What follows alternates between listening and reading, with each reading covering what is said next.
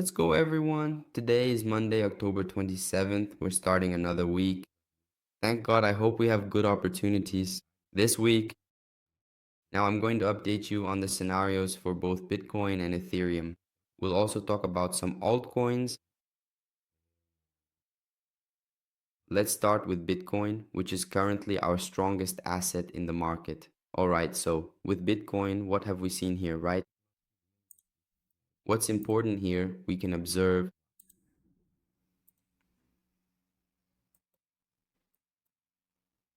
Let's start with the daily chart. This is so you can understand the bias we'll be trading with. So what do we have on the weekly chart? On the Bitcoin weekly chart, we had this here. A BOS. And here we have internal liquidity, where the price swept the internal liquidity, which is for us to validate the structure.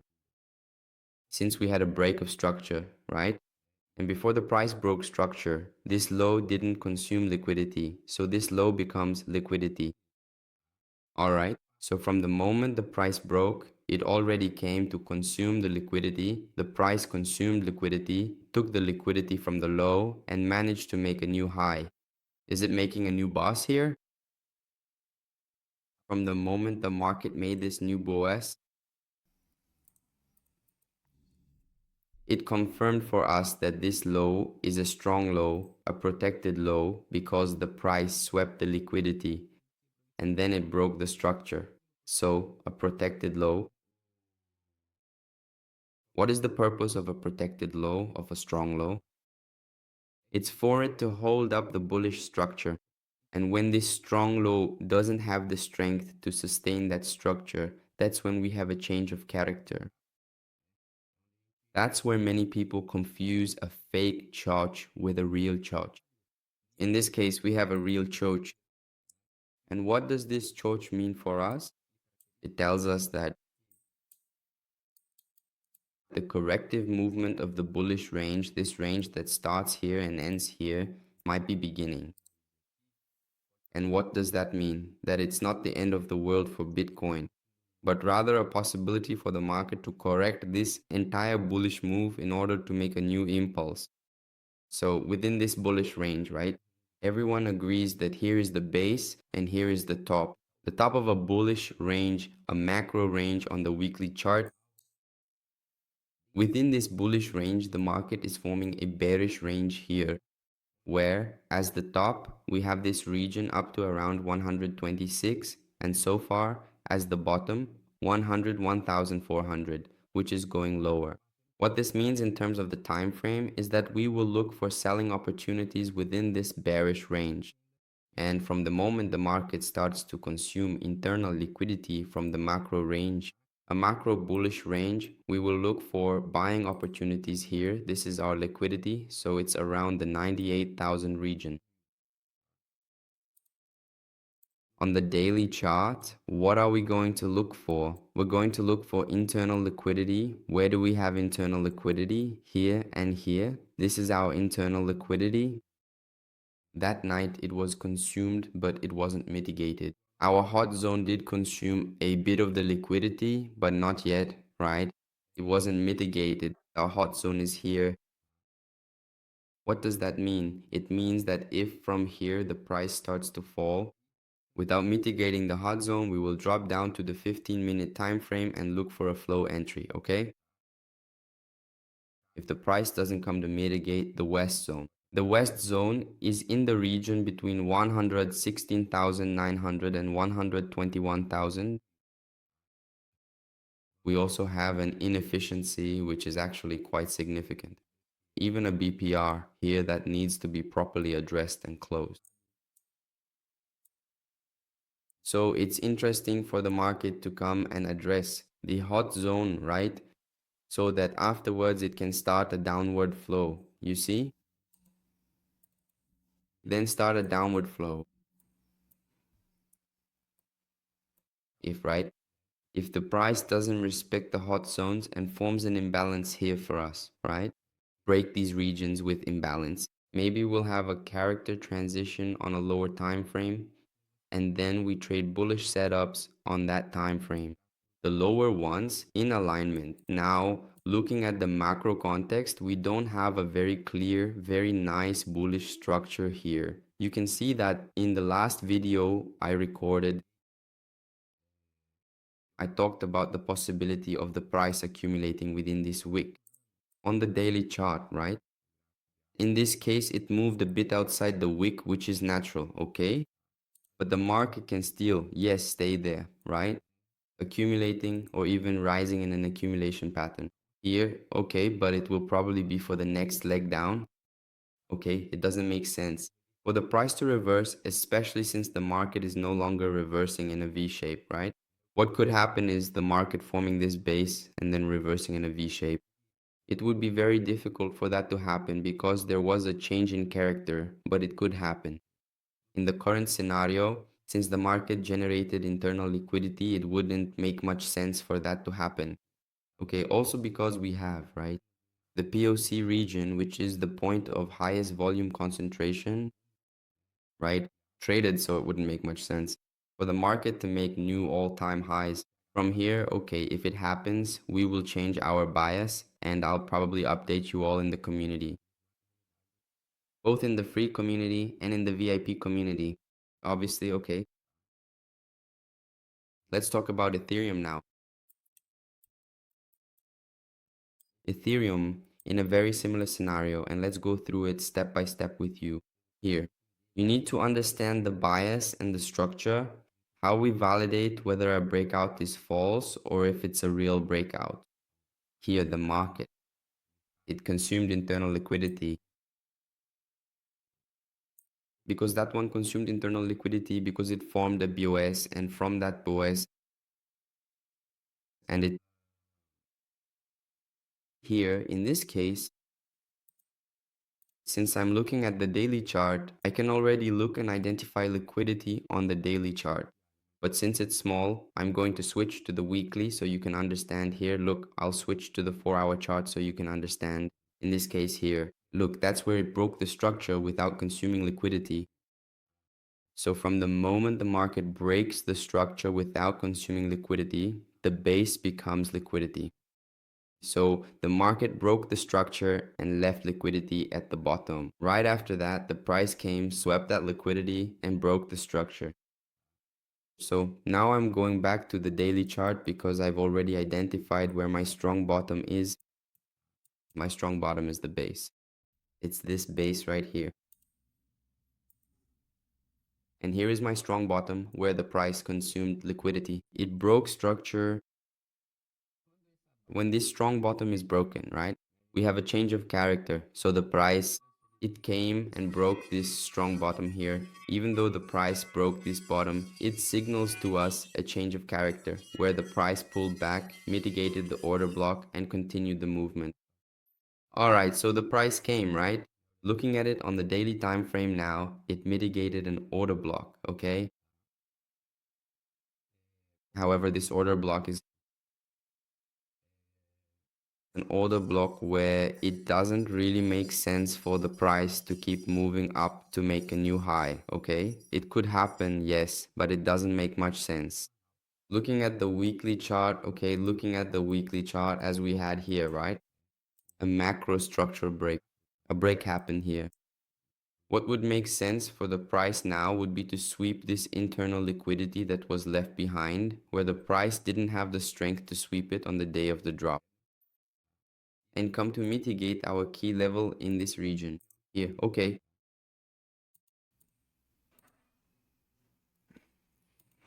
I draw the Fibonacci from the entire structure. You'll see that my key level will be very close to my optimal zone. So what do I choose to do when looking at the macro chart, right? I look for buys in this region, in ETH, in Ethereum, right? Between 2,800 and 2,100, or from 2,870 to 2,100, right? But on the daily, we had a bearish change of character, right? What does that mean for me? That I can also look for short opportunities, right? However, on smaller time frames, since I was looking at the weekly, I can look for short opportunities. looking at the daily, looking at the 4 hour, looking at the 1 hour, right? And for that, we need to identify our POI, right? So since we had the change of character here, we had a BOS. Is it in this next break? We had a boss,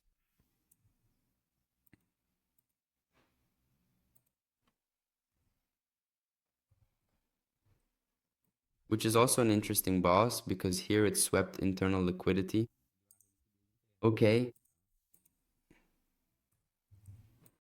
so from the moment the market swept internal liquidity and broke structure, it confirmed for us again a new range for us. It's trading, it's a new bearish range,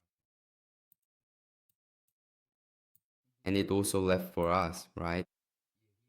An RL. That's the internal liquidity, this tube here. And what are we going to look for here on Ethereum? We're going to look for shorts in this region here. Look, in this daily order block, okay, it's between 4,400 and 4,560. All right, we can look for shorting opportunities in this region. It's being influenced, okay, order block IoT, so you could catch a short selling move here, right here, okay? The market is generating this for us here. Internal liquidity, okay?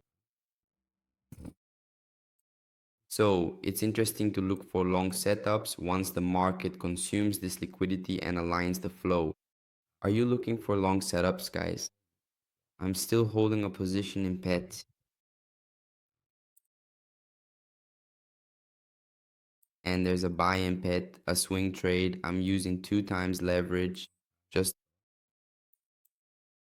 I still believe, that the market for a move similar to this one here, it's natural for the market to accumulate, right? So that's why I didn't go in with my full position, okay? I'm waiting so I can increase it if the market comes down a bit more. After the accumulation, the market tends to make an upward move, an impulsive move. But first, the market will accumulate, generate liquidity, trick retail traders, take retail liquidity, which is used as fuel, and then, yes, make the move we're expecting. Since the price has already swept the internal liquidity of the monthly range, this liquidity here isn't from the weekly range, it's from the monthly range. So the price swept the monthly liquidity and mitigated it, right? So now it tends to accumulate near this region and then, yes, make the upward move, okay? We have another setup that could be quite interesting on Link as well, which we should definitely keep an eye on.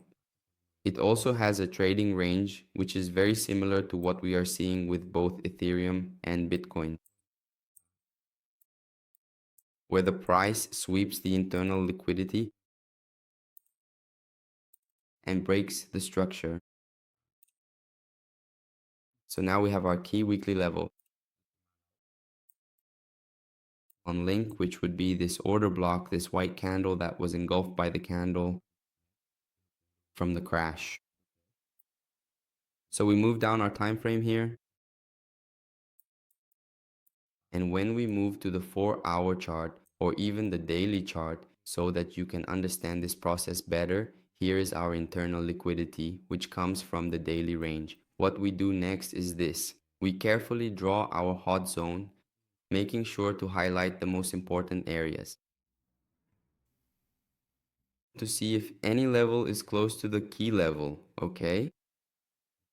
So here the context is already much more complex. It's not possible to trade a lot zone within this range because the liquidity is in this region. First, we need the price to sweep liquidity, right? Because that's the concept of our strategy, isn't it? Unfortunately, for us to open positions, people need to be getting liquidated, right? So the price has to liquidate the stop losses that are above the internal liquidity, mitigate our POI zone or our key level, in this case, our order block, right? We also have an order block here.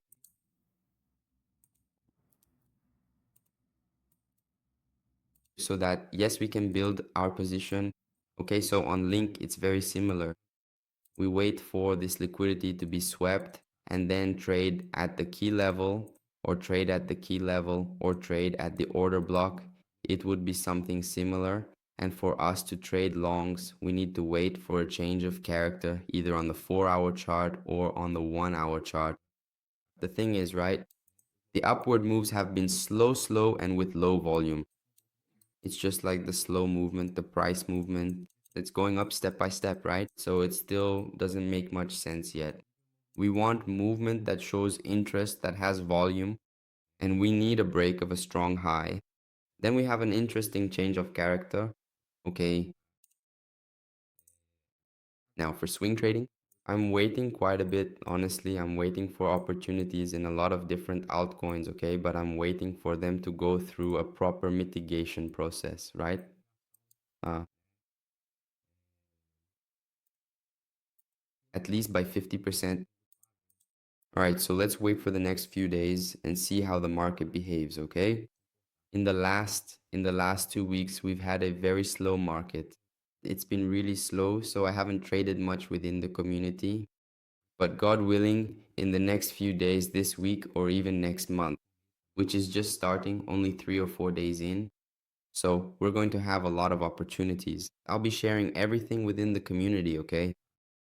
I also believe that the intraday charts, right, will start to get more interesting as well. We'll be able to catch some scalps there, okay? So let's keep following along.